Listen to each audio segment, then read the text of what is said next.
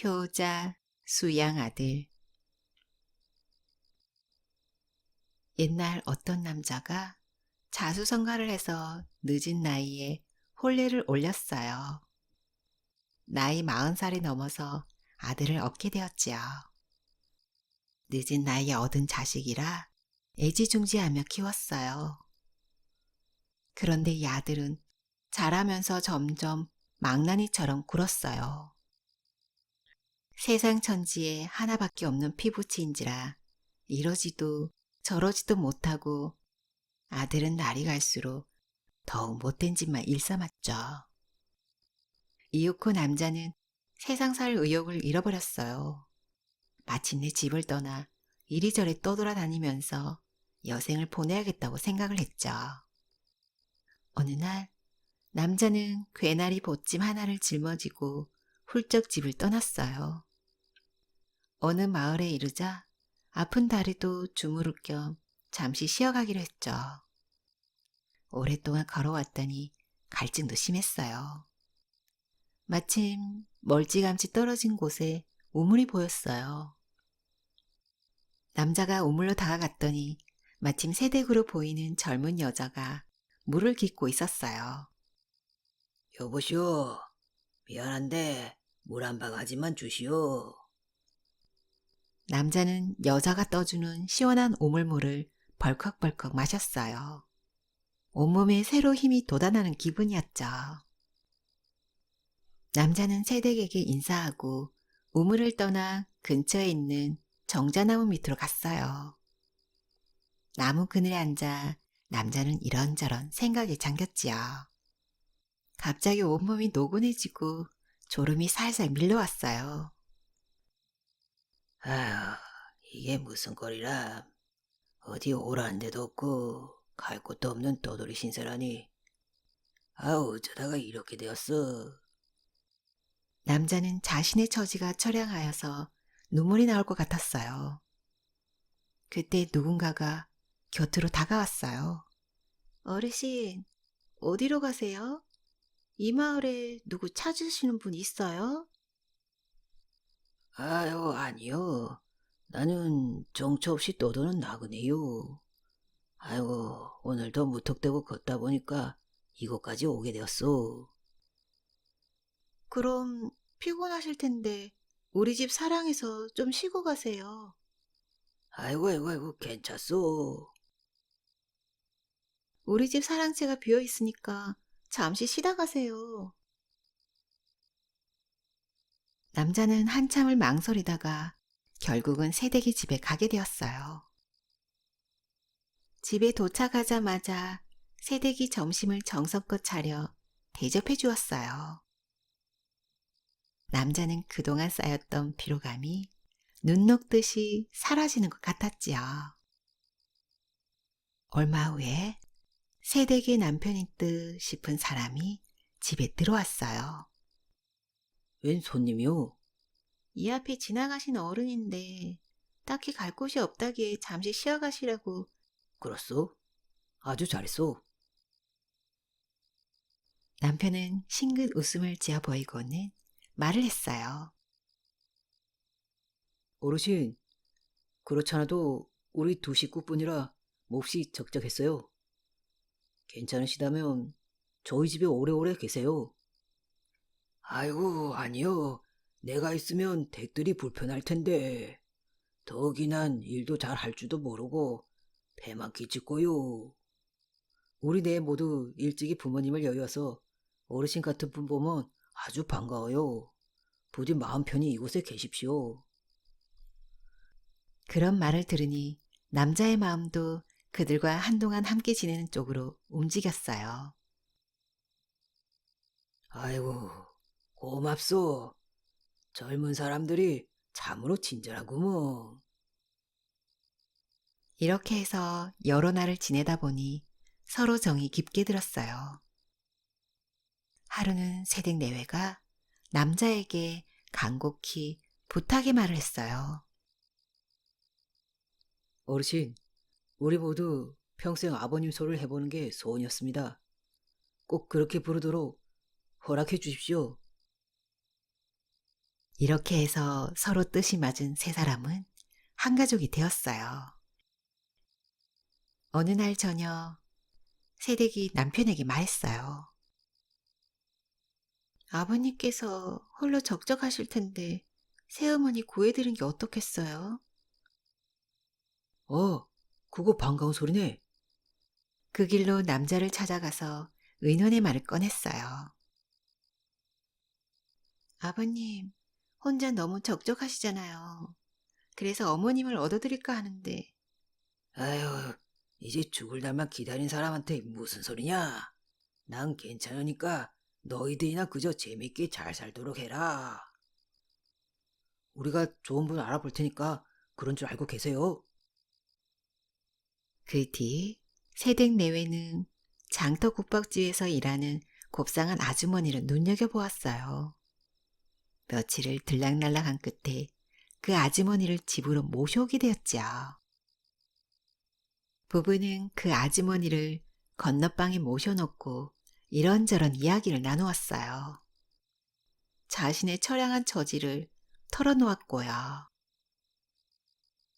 아휴, 세상 천지에 나하고 가까운 사람은 아무도 없다오. 아주머니가 우리 어머니 노릇 하시면 어떻겠어요?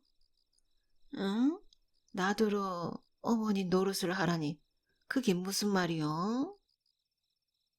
홀로 지내시는 우리 아버님이 너무 적적해 하시는데 아주머니도 우리랑 한 식구가 되어서 편히 사시는 게 어떻겠어요? 저희가 잘 모시겠습니다.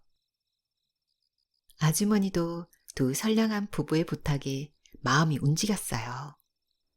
다음 날 서로 만나는 자리를 마련했어요. 이게 웬일이에요? 두 사람은 바로 예전에 부부였던 거예요. 몇 년 전 남자가 고향을 버리고 떠난 뒤에 아내 역시 자식이 등살을 못 이겨서 곧 집을 나오게 되었대요. 이곳저곳 떠돌아다니며 남의 집 허드렛 일을 해주고 근근히 살다가 여기까지 오게 된 거래요. 그동안 잊고 지냈던 아내를 다시 만나니까 남자의 눈에서도 뜨거운 눈물이 계속 흘러내렸어요. 얘들아, 정말 고맙다. 보답으로 너희한테 저기 있는 보따리를 줄 테니까 끌러보거라. 아버님, 저게 뭔데요? 어려운 일 있으면 쓰려고 내가 몰래 지니고 있던 폐물이다. 이제 아내도 새로 생기고 해서 내겐 필요가 없으니까 너희가 잘 간직했다가 쓰도록 해라. 새댁 내외가 보따리를 끌러보니 감나가는 폐물들이 잔뜩 들어있었어요. 부부는 그 폐물들을 팔아 논도 사고 밭도 사고 아들 딸 낳고 행복하게 살았어요. 물론 새로 얻은 부모님을 친부모님 이상으로 잘 모시고 효도를 다했죠. 제 속으로 낳은 자식보다 때로는 피가 전혀 섞이지 않은 수양 아들한테서 더 극진한 효도를 받는다는 그런 이야기예요.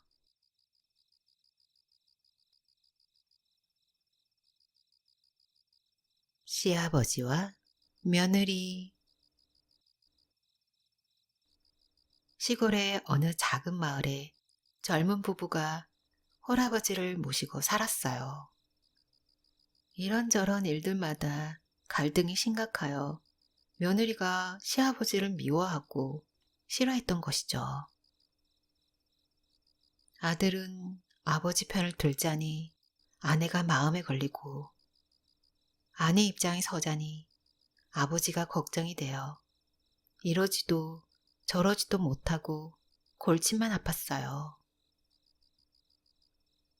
읍내 장을 다녀온 남편이 아내에게 말했죠. 여보, 오늘 장에서 희한한 것을 보았어. 예? 희한한 거라뇨? 아이고 그게 뭔데요? 그게 말이야, 장터 한가운데서 살이 통통하게 오른 영감을 내다 놓고는 돈을 받고 팔지 뭐야? 꽤 비싼 돈을 받다니 이거 재미가 솔솔하겠는데? 아유, 농담도 하지 말아요. 정말 그런 게 있어요? 아유 정말이라니까. 남편은 조금 더 물러서지 않고 사실이라고 말하자 아내도 솔깃해하는 얼굴이 되었어요. 우리도 아버지께 이것저것 잘 먹여가지고 살이 찌면 장에다 내다 파는 거요. 아내는 남편의 말을 고지 듣고 그 뒤부터 시아버지를 대하는 태도가 확 달라졌어요.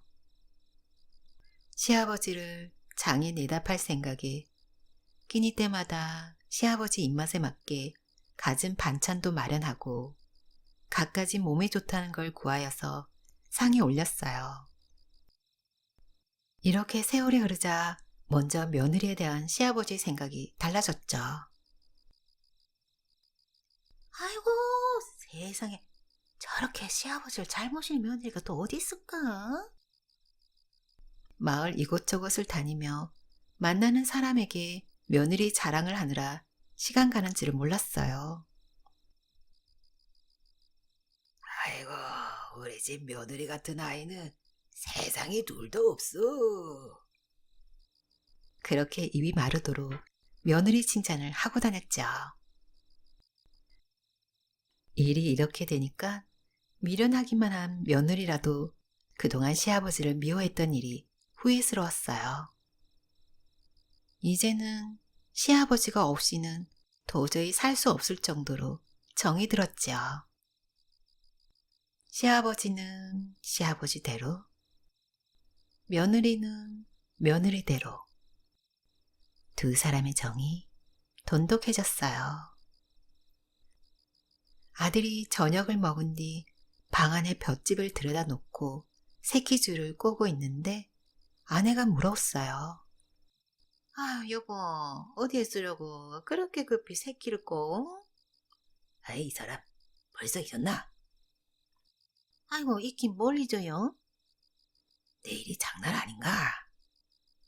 아, 장날이랑 새끼줄이 무슨 상관인데요? 이제 아버지가 꽤 많이 살이 찌었으니까 장에 내다 팔아야지. 남편이 꼬는 새끼를 잡아채며 정색을 했어요. 아이고, 당신 미쳤어요? 세상에 그런 막말이 어디 있어요? 그제야 남편은 빙그레 미소를 지으며 말했죠. 내가 그 말을 꼭 듣고 싶었어. 세상에 아버지를 장에 내다 파는 불효자식이 어디 있겠소? 그 뒤 며느리는 더욱 지긋한 정성으로 모셨고 시아버지도 며느리를 끔찍하게 아끼며 행복하게 잘 살았대요.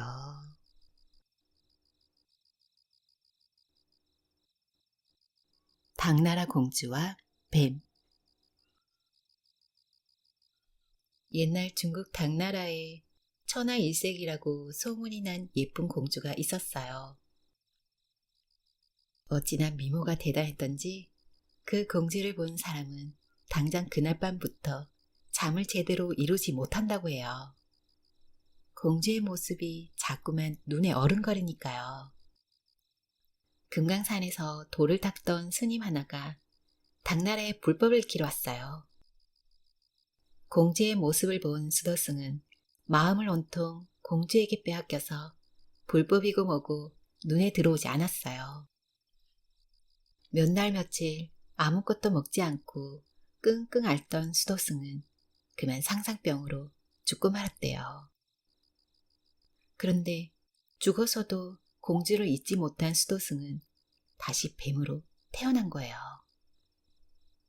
수도승은 뱀의 모습으로 당나라 공주를 찾아갔대요. 그리고는 뱀은 공주의 몸을 칭칭 감은 채 떨어지지 않았어요. 사람들이 칼로 찌르고 독한 약을 뿌려보아도 뱀은 공주의 몸에서 떨어져 나가지 않았어요. 잠을 잘 때도 밥을 먹을 때도 뱀이 한 몸처럼 붙어 지내니 공주는 창피하고 괴로워서 견딜 수 없었어요. 어느 날 공주는 더 이상 부모님께 걱정을 끼쳐드리지 않으려고 몰래 궁궐을 빠져나왔어요. 그리고 공주는 걷다가 배가 고파지면 이 집 저 집 들어가서 밥을 얻어먹었어요. 그런데 뱀이 먼저 한 숟갈 먹어야지 공주가 먼저 먹으면 뱀이 공주를 깨우는 거예요. 공주는 천하제일의 미녀였지만 뱀이 딱 달라붙어 있으니 어느 누구도 공주의 곁에 가까이 오려고 하지 않았어요. 그렇게 정처 없이 걷던 공주는 마침내 금강산에 도착했죠. 청평암이라는 조그만한 암자 앞에 도착하자 공주는 뱀에게 이렇게 말을 했죠. 당신을 이렇게 매달고 있으면 사람들이 무섭고 징그러워서 질색을 해요. 그럼 제대로 동냥을 할 수 없잖아요. 저 암자에 들어가서 밥을 얻어올 테니까 잠깐만 제 몸에서 떨어져 있으면 안 될까요? 그 말이 옳은지라 뱀은 공주의 몸에서 떨어져 암자 앞에 있는 풀숲으로 들어갔어요.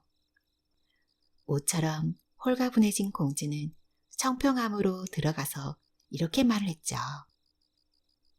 저는 당나라 공주인데 밥을 좀 얻어먹으러 왔어요. 이러쿵 저러쿵 이야기를 하고 밥을 얻어서 암자 밖으로 나왔어요. 갑자기 마른 하늘에서 벼락이 떨어지더니 뱀이 들어간 풀숲을 내리쳤어요. 그러자 뱀은 온데간데 없이 사라지고 대신 그 자리에 커다란 폭포가 생겨났어요. 기가 막히게 아름답고 웅장한 폭포였죠. 그렇게 뱀이 사라지자 자유의 몸이 된 공주는 당나라 대궐로 돌아갔어요. 아버지에게 그동안 있었던 일들을 모두 말해주었고요. 뱀을 쫓아낸 것은 틀림없이 그 암자에 있는 스님이 너를 가엾게 여겨 신통력을 발휘한 것 같다. 감사의 뜻으로 커다란 절을 지어줘야겠고. 그래서 청평암 자리에 커다란 절이 세워졌어요. 대웅전도 만들고 산신각도 새로 지었고요. 정말이지 옛날에는 어마어마하게 웅장한 절이 있었다는 거예요. 그런데 안타깝게도 절에 불이 나서 이제는 그 모습을 볼 수 없게 되었죠.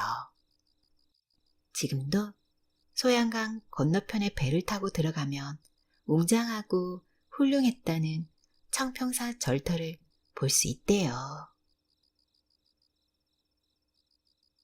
돌과 할멈. 마귀 할멈은 온 세상을 다스리는 상제가 무척이나 부러웠어요. 뭐든지 마음먹은 일을 상제는 다 할 수 있었어요. 상제의 그런 능력이 어디에서 나오는지 알아보려고 늘 신경을 곤두세우며 살폈어요. 어느 날 할멈은 큰일을 앞둔 상제가 남모르게 밀실에 들어가는 것을 보았어요. 살짝 열린 문틈으로 할멈은 상제의 행동을 훔쳐보았죠. 그는 넓적한 바위 위에 축구공만한 둥근 돌을 얹어놓았어요. 그리고 그 둥근 돌을 바위에 갈기 시작했죠. 그러니 바위에 절구같이 구멍이 생기자 싱긋 웃으면서 일을 끝내는 거예요. 아, 저거였구나. 상제의 불가사야님은 바로 저 둥근 돌에서 나오는 것이었어. 저 돌을 훔쳐다가 내가 인간 세상을 다스려야 되겠군. 어느 날 할멈은 상제가 없는 틈을 이용해서 돌을 훔쳐내어 인간 세상으로 내려갔어요. 그런데 인간 세상에 내려오긴 했지만 어디에서 돌을 갈아야 할지 막막했죠. 인간들의 눈에 띄면 상제에게 바로 잡히겠지? 틀림없이 큰 벌을 받을 거야. 할멈은 이곳저곳 다녀보았지만 딱히 마땅한 장소를 찾을 수가 없었어요. 인간들이 살지 않는 깊은 산속으로 들어가려고 했지만 그곳에도 밑돌로 쓸만한 평평한 바위가 없었어요. 그래서 할멈은 바닷가로 갔어요. 그곳엔 평평하고 넓적한 바위들이 많고 파도 소리가 돌을 가는 소리를 가려줄 테니까요. 밑돌로 쓰기에 적당한 바위를 찾아서 이곳저곳 바닷가를 찾아다녔어요. 그러다가 마지막으로 이른 곳이 죽도였어요. 죽도는 인간들이 많이 살지 않는 데다가 대나무 숲이 우거져 있어서 인간들에게 들킬 염려가 없었죠. 게다가 파도가 바위에 부딪히는 소리는 또 어찌나 요란한지 돌을 가는 소리가 인간들의 귀에 들어갈 염려도 하지 않아도 되죠. 떨러 쓰기에 적합한 바위를 골라서 당장 상제한테서 훔쳐온 둥근 돌을 갈기 시작했죠. 그렇게 몇 날 며칠이 지났어요. 할멈이 바위 하나를 두부처럼 넓적하게 갈고 이어서 구멍을 내기 시작했죠. 그런데 갑자기 집채만한 큰 파도가 밀어닥치는 거예요. 파도가 높아서 더 이상 할멈은 일을 할 수가 없었어요. 물결이 닿지 않는 곳으로 물러나서 파도가 잠잠해지기를 기다렸죠. 시간이 흘러도 그럴 기미가 보이지 않았어요. 마음이 급해진 할멈은 무작정 파도가 잠잠해질 때까지 기다릴 수 없었어요. 아직 물에 잠기지 않은 바위를 하나 골라서 다시 가기 시작했어요. 그렇게 일이 거의 끝나갈 무렵에 다시 파도가 거칠게 일면서 바위가 물에 잠겨버리는 거예요.